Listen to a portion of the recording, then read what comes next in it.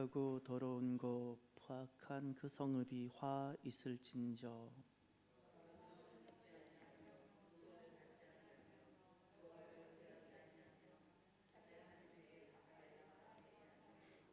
그 가운데 방백들은 부르짖는 사자여, 그의 재판장들은 이튿날까지 남겨두는 것이 없는 저녁 일이요.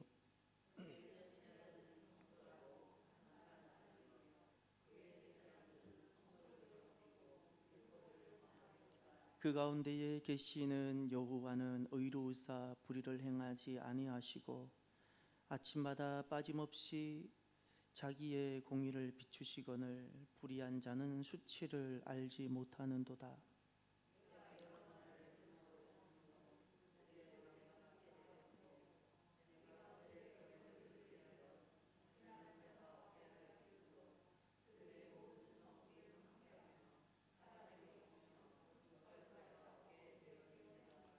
내가 이르기를 너는 오직 나를 경외하고 교훈을 받으라. 그리하면 내가 형벌을 내리기로 정하기는 하였지만 너의 거처가 끊어지지 아니하리라 하였으나 그들이 부지런히 그들의 모든 행위를 더럽게 하였느니라.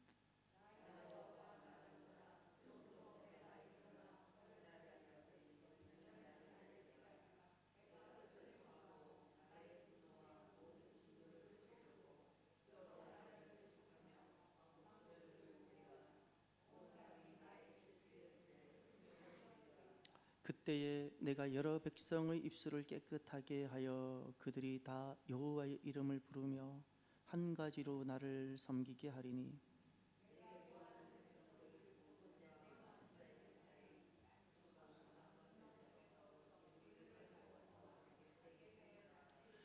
그날에 내가 내게 범죄한 모든 행위로 말미암아 수치를 당하지 아니할 것은 그때에 내가 네 가운데서 교만하여 자랑하는 자들을 제거하여 내가 나의 성산에서 다시는 교만하지 않게 할 것이니라.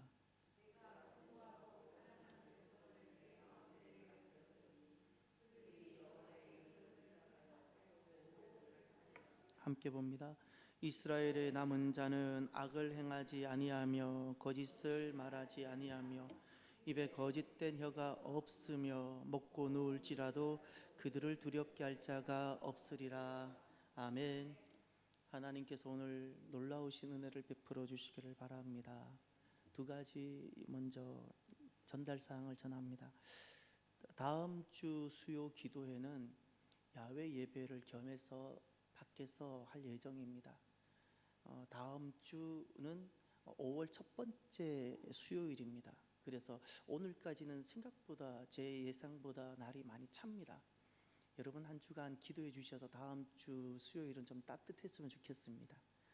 출발 시간, 장소, 준비물은 주일날 그렇게 공지하도록 하겠습니다. 왜냐하면 지금 장소가 세 군데가 추천이 들어왔는데 실은 결정을 못했습니다. 장소에 따라 출발 시간이 조금씩 달라지기 때문에 그렇습니다. 그래서 장소가 결정되면 야외 예배를 겸해서 나가서 식사도 점심도 같이 하고 그렇게 할 예정입니다. 수요 성도들에게도 이렇게 조권사님이나 우리 집사님에게 연락을 드리도록 그렇게 하겠습니다. 또 한 가지는 재밌는 성경 배경 이야기 이것을 5월부터 하도록 그렇게 시간을 좀 주십시오. 예, 그렇게 5월 야유회 갔다 오고 나서 5월 둘째 주부터 스팟처럼만 그렇게 강의를 하도록 하겠습니다. 30분에서 40분 짧게 1시부터 그냥 바로 1시 반 정도까지 그렇게 바로 식사 끝나면 바로 하도록 그렇게 하겠습니다. 그렇게 하는 것을 양해해 주시기를 바랍니다. 어렸을 때 우리는 칡을 칠기라 불렀습니다.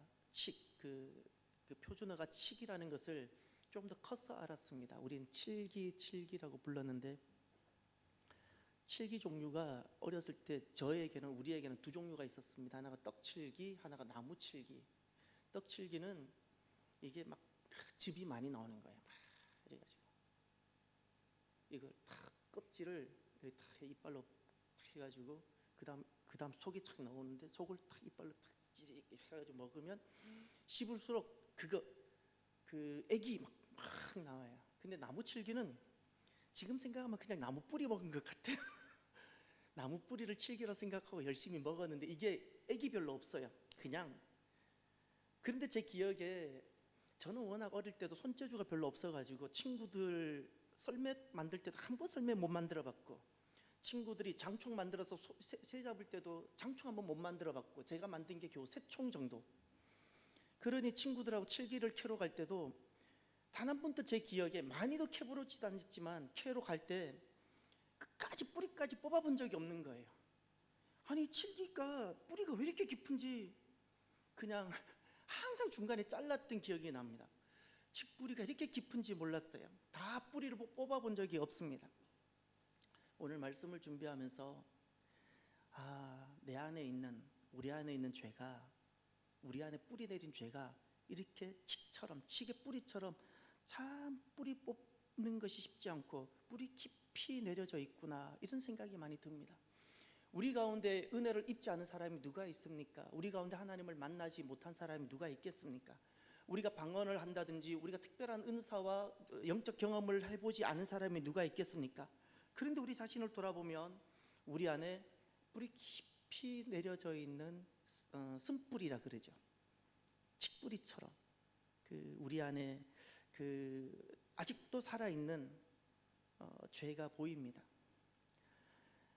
이스바냐 말씀이 바로 그와 같은 상황 속에서 주어진 말씀입니다. 요시야 시대 때입니다. 너무나도 귀한 왕입니다. 율법을 회복하고 잃어버린 유월절도 회복하고 회개하고 금식하고 너무나도 놀라운 개혁과 부흥이 일어났습니다. 그럼에도 불구하고 그 윗대에 있었던 그 므낫세 때 뿌리 내렸던 그 죄의 뿌리가 삶에 깊이 뿌리 내려져 있는 겁니다.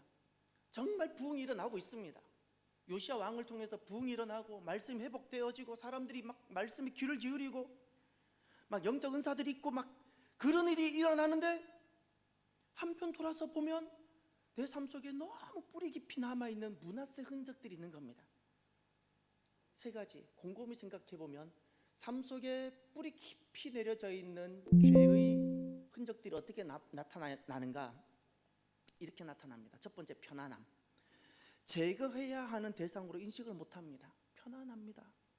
너무 자연스럽습니다. 므낫세의 흔적, 그 죄의 흔적으로 살아가는 것이 내게 불편해야 뿌리를 뽑는데, 내가 오늘날 성전에 가서 막 율법을 회복하고 막 회개 기도하는데 돌아와서 삶은 너무나도 므낫세처럼 살아가는 겁니다. 자연스럽습니다. 또 두 번째, 행복. 이것은 내가 오늘 막 유월절을 회복하고 막 기도하고 뜨겁게 찬양도 하는데 므낫세의 삶의 양식으로 살아가는 것이 만족한 겁니다. 행복이 거기에 있는 겁니다. 그렇게 행복하게 여깁니다. 행복. 세 번째, 당연. 열심히 말씀을 회복하고 열망합니다. 그런데 삶은 다 세상 사람들이 므낫세처럼 살아가는 것 그냥 당연하게 여기고, 나는 삶은 므낫세처럼 또 살아가는 겁니다. 므낫세가 남긴 그 흔적처럼. 므낫세가 남긴 그 삶이 너무 편안하고, 므낫세 삶의 방식이 너무 만족스럽고 행복하고, 므낫세가 남긴 그 삶이 그냥 당연하고 다들 그렇게 살아가고, 이게 어떤 모습인가? 내 삶 속 깊이 뿌리 내린 죄의 모습들입니다. 죄의 모습들. 그래서 오늘 본문에 보면 참 하나님의 낯선 모습이 나옵니다. 8절을 보실까요?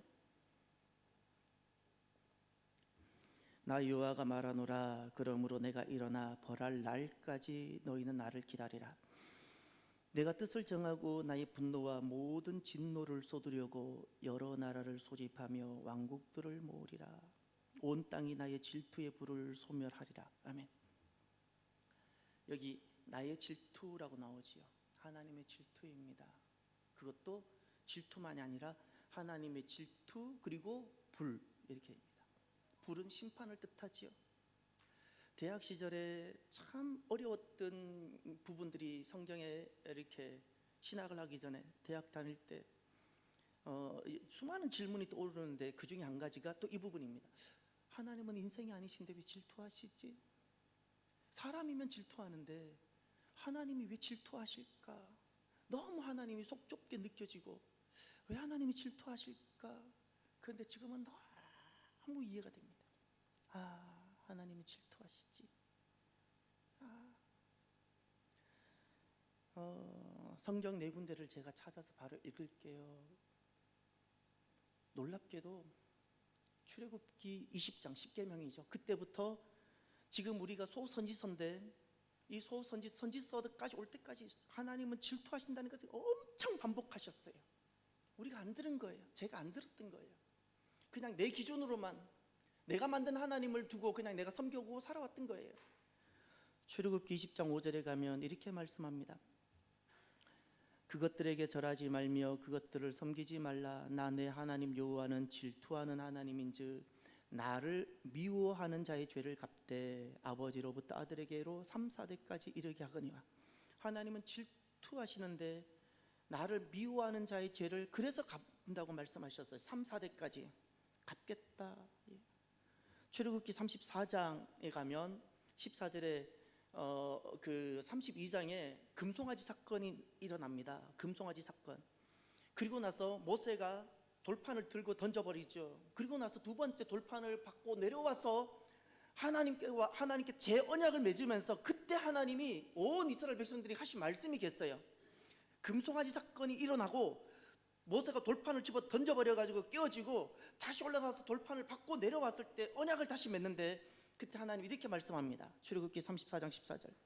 너는 다른 신에게 절하지 말라. 여호와는 질투라 이름하는 질투의 하나님이니라. 질투의 하나님이라고 스스로를 그렇게 계시하십니다.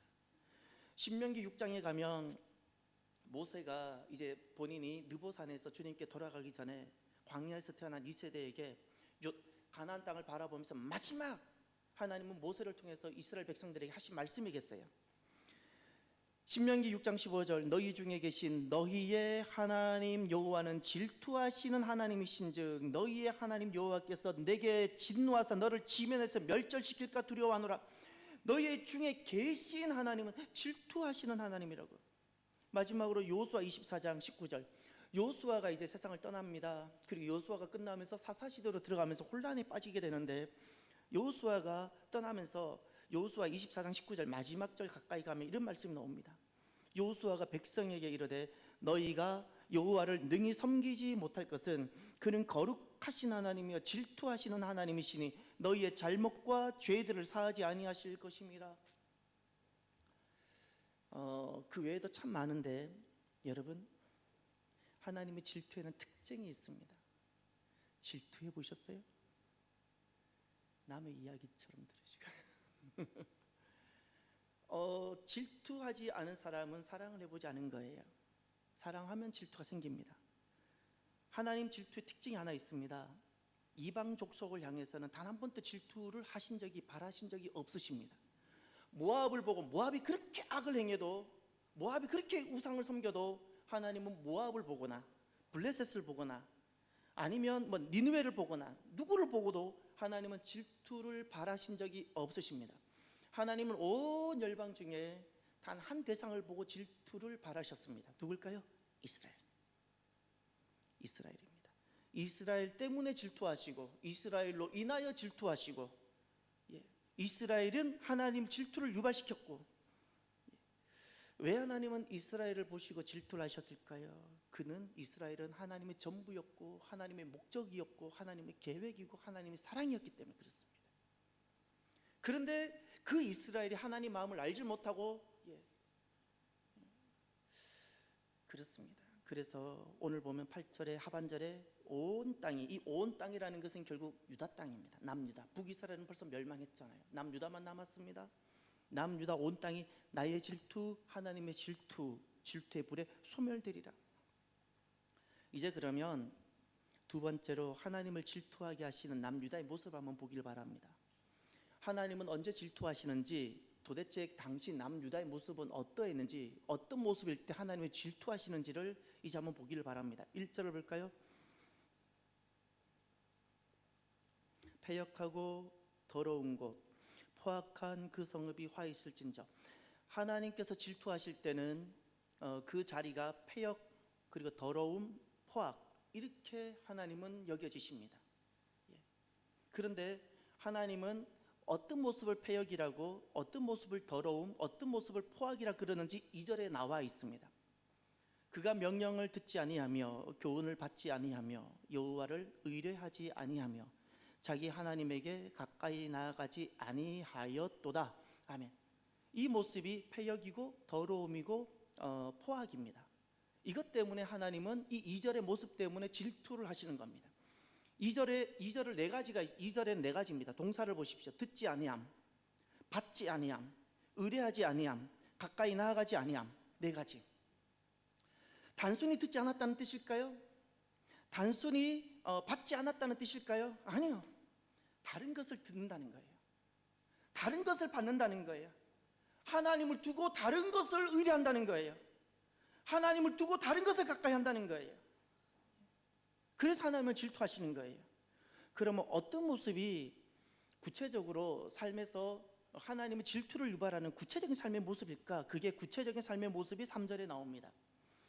그 가운데 백성들은 부르짖는 사자여 그의 재판장들은 이튿날까지 남겨두는 것이 없는 저녁일이요 그의 선지자들은 경솔하고 간사한 사람들이요 그의 제사장들은 성소를 더럽히고 율법을 범하였도다. 아멘. 네 종류의 사람들이 등장합니다. 방백들, 재판장들, 선지자들, 제사장들. 하나는 땅의 리더들이고 하나는 종교 지도자들입니다. 하나는 세상 지도자들, 하나는 종교 지도, 다 리더들입니다. 하나님 이들을 세워서 이 땅을 하나님 나라로 만들어 가시길 원하는 겁니다. 이스라엘의 방백과 이스라엘의 재판장은 일반 세상 나라의 재판장과 방백과 다릅니다. 하나님 나라를 세워가야 될 느헤미야와 같은 사람이기를 주님은 바라시는 겁니다. 그런데 지금 이들의 모습을 한번 보시길 바랍니다. 방백들, 행정 지도자들을 말합니다. 부르짖는 사자, 어떤 개념일 것 같습니까? 부르짖는 사자라는 것은, 사자는 힘의 왕이지 않습니까? 예, 힘의 왕. 왜 하나님은 이 방백들을 보고 왜 질투를 느끼셨을까요? 방백들은 어떤 모습이길래 듣지 않고 받지 않고 의뢰하지 않고 하나님을 가까이 하지 않았을까요? 사자처럼 행했다는 겁니다. 그 사자처럼 행했던 핵심이 무엇일까요? 사자와 같이 자기 힘으로만 살았어요. 또 재판장들 보십시오. 이튿날까지 남겨두는 것이 없는 저녁 일이요, 이리와 같이 욕심이 가득한 겁니다. 욕심이 가득합니다. 아무것도 남기지 않습니다. 내 배를 채웁니다. 옆에 있는 사람이 어떤지 아무도 돌아보지 않습니다. 나만 중요합니다. 누가? 이스라엘 백성들이 이렇게 살아갔다는 겁니다. 세 번째, 선지자들의 모습을 볼까요? 경솔하고 간사한 사람들. 무엇에 경솔하고 무엇에 간사할까요? 말씀입니다. 말씀을 농담으로 여겼어요. 누가? 롯의 사위들이. 지금 곧 심판이 소돔과 고모라가 망하는데 그 말씀을 무겁게 느끼지 않았어요. 무겁게 느끼잖아요. 그냥 듣든지 아니 듣든지 나는 내 마음대로 살겠다는 겁니다. 가볍게 여겼어요. 그게 바로 경솔과 간사함입니다. 하나님 말씀을 맡은 하나님 백성들이 말씀을 무겁고 내가 힘들고 내가 어려워도 이 말씀이 기준이 되고 마침표가 되어져야 되는데 그렇지 않은 겁니다. 그때그때 임기응변으로 말씀을 버리는 것도 아니지만 그때그때 임기응변으로 그냥 살아가는 겁니다. 하나님 질투를 하시는 겁니다. 네 번째, 제사장들 모습을 볼까요? 무엇을 말할까요? 성소를 더럽히고 율법을 범하였도다.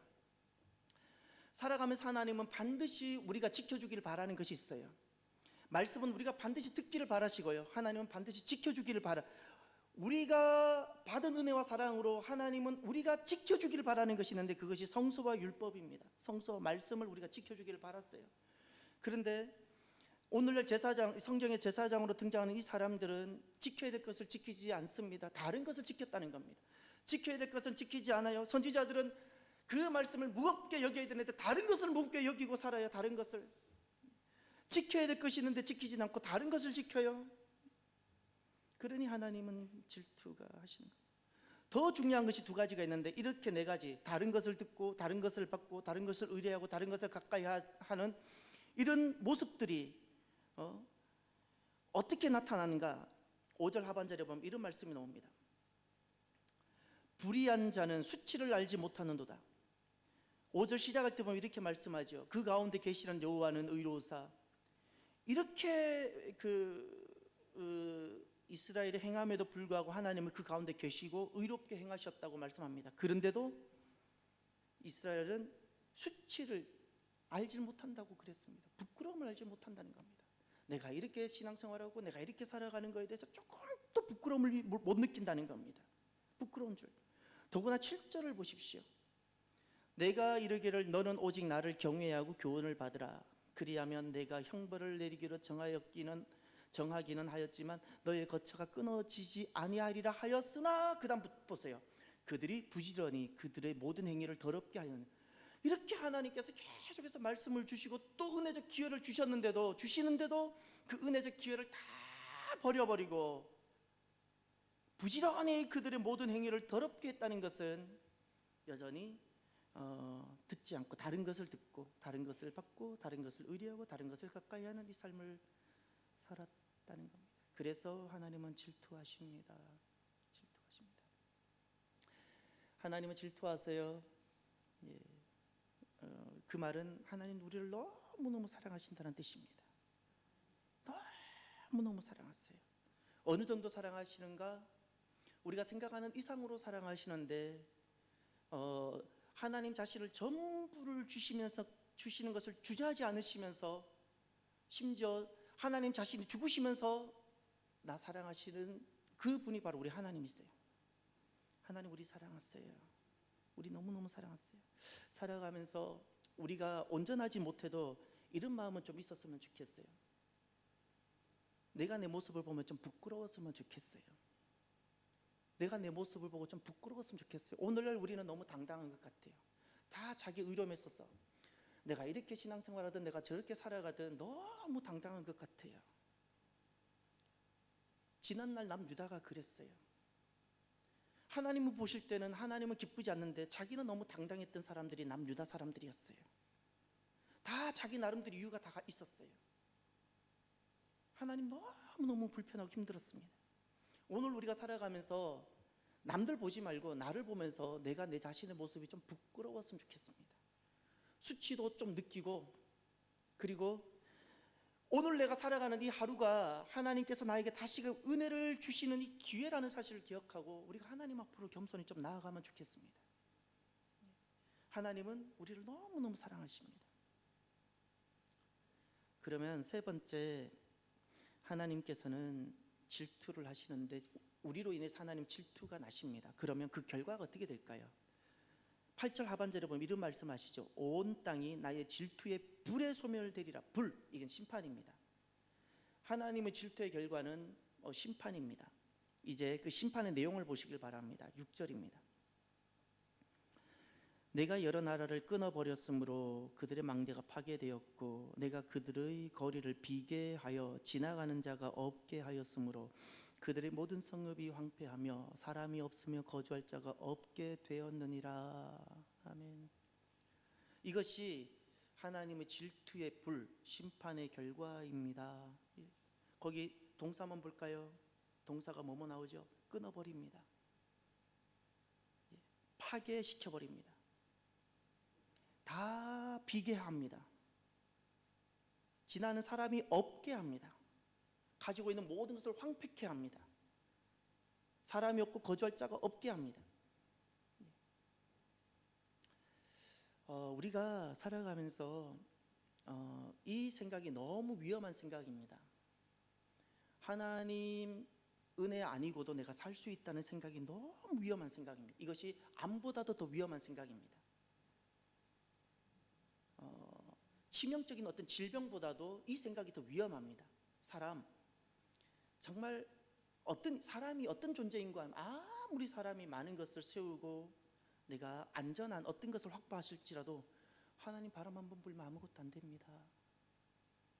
하나님 바람 한번 불면 내 삶 못 지킵니다. 하나님 바람 한번 불면 내 몸 내가 못 지킵니다. 하나님 바람 한번 불면 내 가정 못 지킵니다. 우리가 정말 두려워해야 됩니다. 정말 하나님 은혜를 생명 것처럼 여겨야 됩니다. 하나님 은혜를 생명처럼 여겨야 됩니다. 하나님이 끊어버리면 끊어지는 것이고 하나님이 무너뜨려버리면 우리 무너지는 존재입니다. 하나님께서 쓸어버리면 우리는 아무것도 안 남는 존재입니다. 항상 아침마다 저와 여러분 아침마다 주님께 나와서 나를 돌아보고 주님의 은혜를 구하는 저와 여러분이 되기를 바랍니다. 그러면 이렇게 하나님께서는 질투하셔서 끊어버리고 파괴하시고 텅비게 하시고 사람 없게 하고 황폐케 하시는 하나님의 그 심판의 목적이 있습니다. 목적이 무엇일까요? 두 가지입니다. 하나님은 왜 우리를 심판하실까요? 하나가 제거하는 것이고요, 하나가 회복케 하는 것입니다. 제거라는 것은 제가 그 직뿌리를 그렇게 뽑으려고 했지만 요시야 왕을 통해서 그렇게 개혁하고 부흥하고 새롭게 하려고 했지만 뿌리 속 깊이 남아있는 이 문화재 뿌리, 우리 속에 뿌리 깊이 남아있는 삶의 그 악의 그 죄의 흔적들, 죄의 삶과 어우러져서 너무나도 자연스럽게 내 속에 남아있는, 너무나도 당연하게 여기는, 그리고 그런 것을 오히려 행복하게 여기며 살아가는 내 속 깊이 삶 속에 뿌리 내리고 있는 이 죄들, 죄의 뿌리를 주님은 제거하고 싶으신 겁니다. 죄의 깊은 뿌리, 내 삶과 깊이 일치되어서 너무나도 자연스럽게 살아가는 그것을 주님은 뽑아주고 싶으신 겁니다. 이게 뽑아야 내가 사는 거예요. 뽑아야 사는 거예요. 그리고 회복시켜주고 싶으신 겁니다. 그 회복이라는 것은 무엇인가? 13절을 보십시오. 이스라엘의 남은 자는 악을 행하지 아니하며 거짓을 말하지 아니하며 입에 거짓된 혀가 없으며 먹고 누울지라도 그들을 두렵게 할 자가 없으리라. 이스라엘의 남은 자죠. 이 이스라엘의 남은 자가 바로 회복입니다. 하나님께서는 그 하나님을 질투를 일으키는 그 모든 것을 우리에게 제거하시고 다시금 원래 하나님이 그림 그리시는 하나님의 계획과 비전 속에 서 있는 그 모습을 우리에게 주고 싶으신 겁니다. 그 모습이 성경에는 남은 자로 나오는 겁니다. 남은 자, 이스라엘이 아니라 이스라엘의 남은 자, 이스라엘의 남은 자. 그러면 끝으로 이런 심판의 불을 통해서 이스라엘의 남은 자의 모습을 한번 보시길 바랍니다. 그것이 9절부터 12절까지 말씀입니다. 여기 보면 먼저 두 가지로 나누어집니다. 9절에 그때에 내가 여러 백성에 이래 나오죠. 그때에 여러 백성, 거기다 열방이라 적어 놓으십시오. 놀랍게도 유다를 다루셨어요. 열방을 돌아오게 하십니다. 열방을 돌아오게 하세요. 이것이 하나님 방법입니다. 나를 통해서 너를 돌아오게 하십니다. 나를 통해서 너를, 아내를 통해서 남편을 돌아오게 하시는 겁니다. 엄마를 통해서 자녀들이 돌아오게 하시는 겁니다. 이것이 하나님 방법이고, 또 하나 11절에 보면 또 그날이라고 되어져 있죠. 그날엔 내가라고 되어져 있습니다. 이게 유대 백성들입니다. 이스라엘 백성들을 돌아오게 하는 겁니다. 이렇게 두 그룹이 각각 다 돌아오는 겁니다. 그렇게 다 남은 자가 되는 겁니다. 열방이 돌아오고 유다가 돌아오는 겁니다. 근데 이제 돌아오는 모습을 한번 보십시오. 이것이 남은 자의 모습입니다. 9절 그때에 내가 여러 백성의 입술을 깨끗하게 하여 그들이 다 여호와의 이름을 부르며 한 가지로 나를 섬기게 하리니. 아멘. 한 가지로 나를 섬긴다 그랬어요. 한 가지라는 것은 두 가지가 없어요. 세 가지가 없어요. 한 마음이에요. 살든지 죽든지 한 가지만 있는 거예요. 살든지 죽든지 한 가지만 있는데 그 한 가지가 하나님을 섬기기. 할렐루야. 이것이 불같은 시련을 거쳐서 이스라엘의 남은 자로 열방에서 돌아온 사람들, 유다에서 돌아온 사람들이 모습입니다. 살든지 죽든지 한 가지만 있는데 그 한 가지가 하나님을 섬기기, 하나님을 섬기는 겁니다. 이것이 남은 자의 모습입니다. 첫 번째. 두 번째, 남은 자들의 모습을 볼까요? 10절 내가 구하는 백성들 곧 내가 흩은 자의 딸이 구스강 건너편에서부터 예물을 가지고 와서 내게 바칠지라. 아멘. 내게 바친다. 예물을 가지고 나에게 와서 내게 바친다. 이것이 헌신입니다. 하나님께 헌신. 불같은 시련과 연단을 거치고 그들이 회복되어서 돌아온 사람들의 모습을 보니까, 열방에서든 유다에서든 돌아온 사람들의 모습을 보니까 하나님께 헌신하며 살아가는 겁니다. 전에는 이것도 아끼고 저것도 아끼고 계산하며 주판 튕기며 살아가던 사람이 하나님 앞에 아낌없이 헌신하는 겁니다.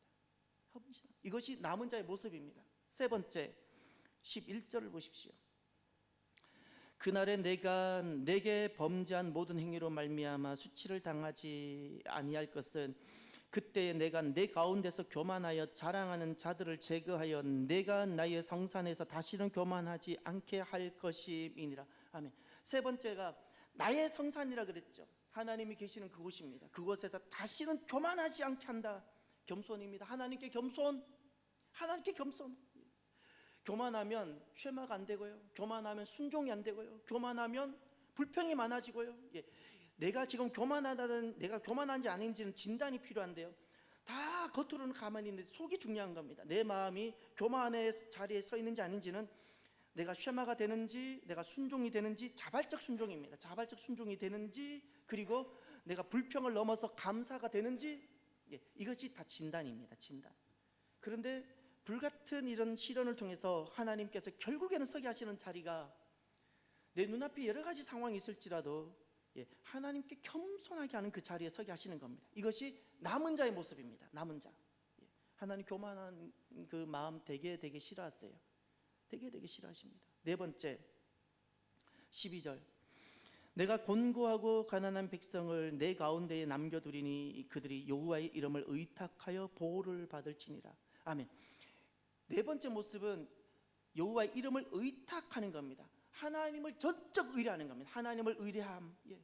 하나님을 섬기고 하나님께 헌신하고 하나님께 겸손하고 하나님을 의뢰함.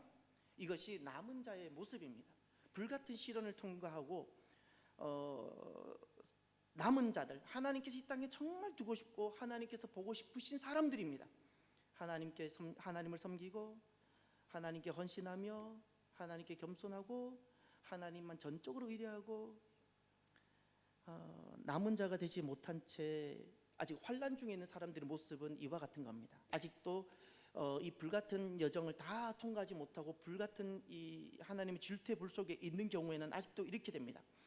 아직도 내가 섬기기보다 대접받는 것이 더 원하고, 내가 하나님께 헌신하기보다 내 것 아끼고 싶은 것이 아직도 더 높고, 내가 하나님께 겸손하기보다도 내가 판단하고 하는, 내가 어떤 마음에 불평과 원망이 자꾸 생기는 이런 교만함이 아직도 내게 있고, 하나님을 전적으로 의뢰하기보다도 그냥 내가 주도권을 갖고 싶은, 예, 내가 가지고 있는 여러 가지 힘으로 내가 주도권을 갖고 싶은 이런 마음들이 있게 됩니다. 이것은 내가 아직도 남은 자가 되지 못한 채 남은 자가 되어져 가는 과정 속에 있는 그것을 보여주고 있는 증거들입니다. 사랑하는 성도 여러분, 저는 가끔 좋은 캐치프레이즈들이 이렇게 많이 떠오릅니다. 그 아시아나 항공에 보면 옛날에, 요즘 또 그 말을 쓰는지 모르겠는데, 아름다운 사람들이라는 단어가 있죠. 저는 그 단어가 참 좋습니다. 아름다운 사람들. 여러분, 하나님께도 아름다운 사람이 있습니다. 하나님께도 아름다운 사람이 있습니다. 회복된, 그리고 남은 자로 살아가는 사람들입니다. 하나님을 섬기고 하나님께 헌신하고, 그리고 하나님께 겸손하며 하나님을 전적으로 의탁하며 살아가는 이 모습이 하나님께는 아름다운 모습입니다. 저와 여러분들이 이렇게 이 땅에서 이렇게 아름다운 남은 자의 모습으로 살아가는 저와 여러분이 되기를 바랍니다. 오늘은 제가 찬양을 같이 여러분하고 나누고 부르고 싶은데, 제 많은 이 세상은 내 집 아니네, 그 찬양, 거기 가사에 보면 이런 가사가 있죠. 나는 이 세상에 정들 수 없도다. 예. 이 세상 정들면 하나님 질투하세요. 이 세상 너무 정들지 마세요. 저는 초등학교 때 찬양 부르면서, 제 기억이 맞다면 이거 흑인 연가일 것 같아요.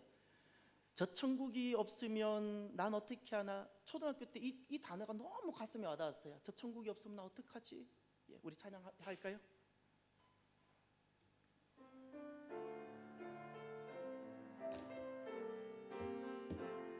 제 많은 이 세상은 내 집안이네, 내 모든 보안은 저 하늘에 있네, 저 천국 문을 열고 나를 부르네. 나는 이 세상에 다시 한번 제 많은 이 세상은 내 집안이네, 내 모든 보안은 저 하늘에 있네, 저 천국 문을 열고 나를 부르네. 나는 이 세상에, 2절입니다. 저 천국에서 모두 날 기다리네. 내 주 예수 피로 죄 씻음 받았네. 나 비록 약하나 주님 날 지키리. 나는 이 세상에 3절입니다. 저 영광의 땅에 나 길이 살겠네. 손잡고 승리를 외치는 성도들, 이 기쁜 찬송 하늘 울려 퍼지네. 나는 이 세상에 정들 수 없도다. 오 주님 같은 친구 없도다. 저 천국 없으면 저 천국 문을 열고 나를 부르네. 나는 이 세상에 정들 수 없도다. 오 주님 같은 친구 없도다. 저 천국 없으며 난 어떻게 하나. 저 천국 문을 열고 나를 부르네. 나는 이 세상에 정들 수 없도다. 아멘. 사랑하는 성도 여러분, 이 시간 잠깐 기도할까요? 저는 제 자신을 보면 참 많이 부끄럽습니다. 아직도 저는 너무나도 다루어져야 되는 것이 많고, 여러분이 보기에도 참 수정이 많이 필요한 목사라는 것이 아마 보여질 겁니다. 우리 마음 페북까지 다 보시는 하나님께서 보실 때는 어떠하겠습니까? 오늘 저와 여러분들이 하나님께서 시간을 주셨습니다. 기회입니다. 남은 자로 살아갈 수 있는 기회입니다. 저와 여러분들이 비록 부끄럽고 수치가 있을지라도 저와 여러분들의 남은 삶은 하나님 보셨을 때 아름다운 삶, 하나님을 섬기고 하나님께 헌신하며 하나님께 겸손하고 하나님만 의탁하는 이 삶을 살아가는 저와 여러분이 되기를 바랍니다. 이 시간 그것을 두고 함께 간절히 결단하며 기도합시다. 할렐루야. 하나님 아버지 감사합니다. 우리가 겉으로